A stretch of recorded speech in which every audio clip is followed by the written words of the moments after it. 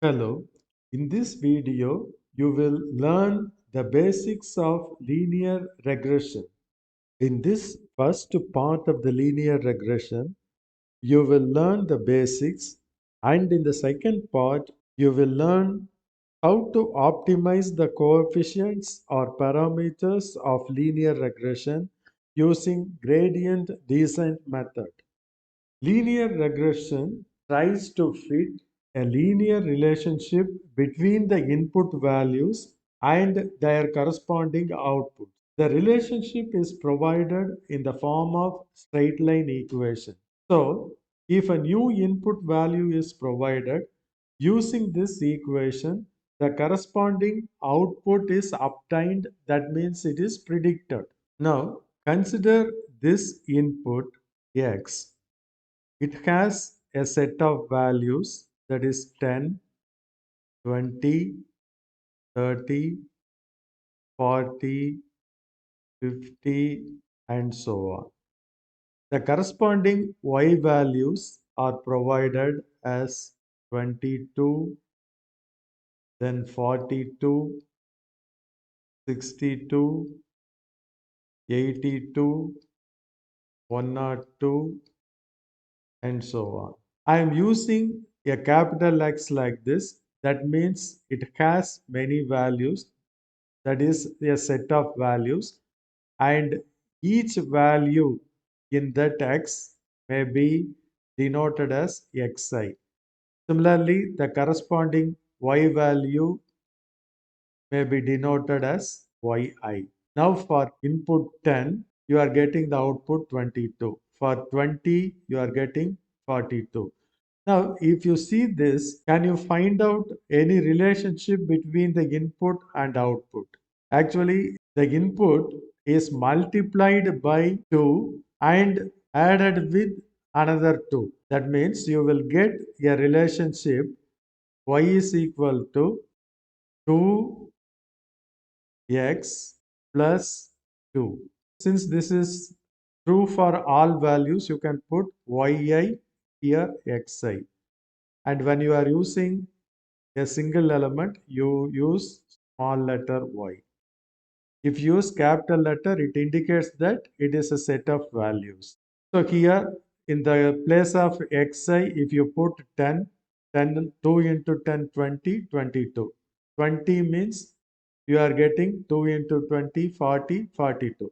So this relationship is called as linear relationship. A linear relationship uses a linear equation. It is a straight line equation. Since the input variable is only one, that is x, it is called as univariate relationship. So it is univariate. And the variable x or xi is called as input value. It is also called as predictor. In machine learning or in data science, it is also called as feature. And this x is independent variable. Similarly, the y is dependent variable. It depends on x. So it is dependent. It is also called as target variable, and it is the output variable. So in this relationship, y is equal to m x plus c. Here c is 2 and we have to find out m. M is also 2. Since we are using only one variable, it is called as univariate function. Instead of one variable, if the y value depends on many more variables, for example, if it depends on w, then in that case, y may be written as y is equal to m1 x plus m2 w plus C. So in this case, the function is called as multivariate or multivariable function. To establish or analyze the relationship between x and y, let us plot each point x comma y.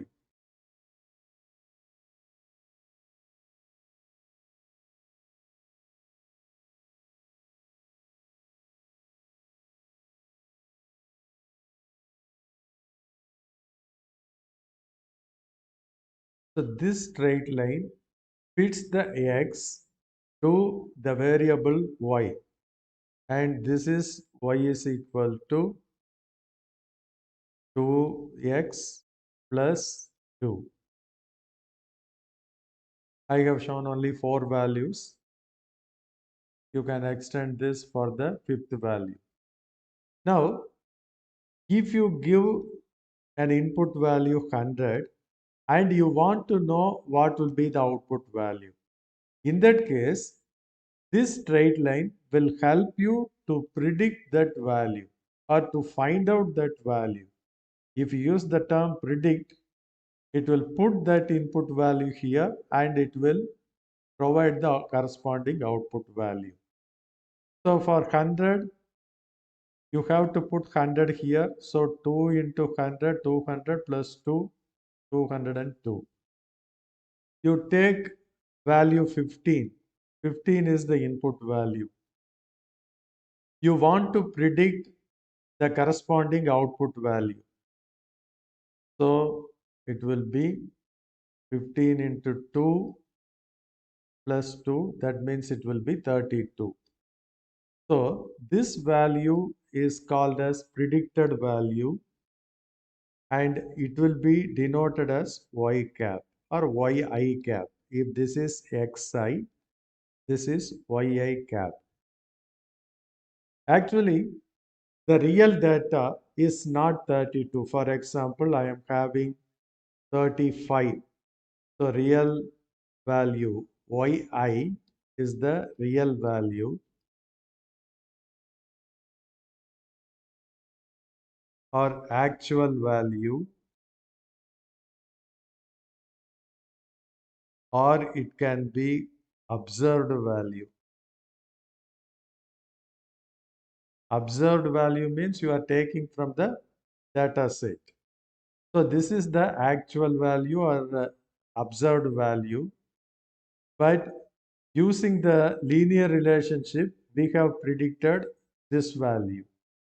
But actually, I am getting 35. So this is the yi actual value. And the difference between these two is called as error. So error is equal to yi cap minus yi. We will take the square of this one because you can take yi minus y cap or y cap minus yi. When you take square, you will get always positive value. Now, if there are few more points exactly lie on the straight line, there will not be any error. But practically, you will not have data that will be exactly fitting on this line. So there will be error. So you take the sum of all those errors, that is I is equal to 1 to n. If there are n terms or n data. Now you take the mean value of this. Now you have taken the sum.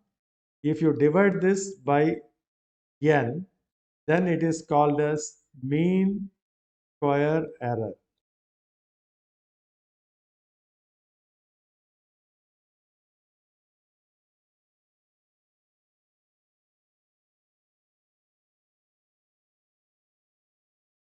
Now you assume that some more data points are available and they are here.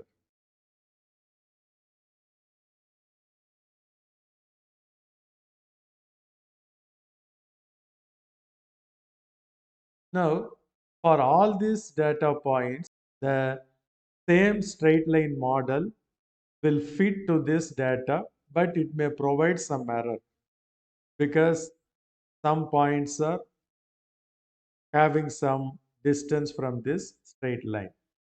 So the error will be more if the points are away from the straight line. In that case, you may find a better straight line such that the error is minimum. For example, if you are drawing a straight line like this,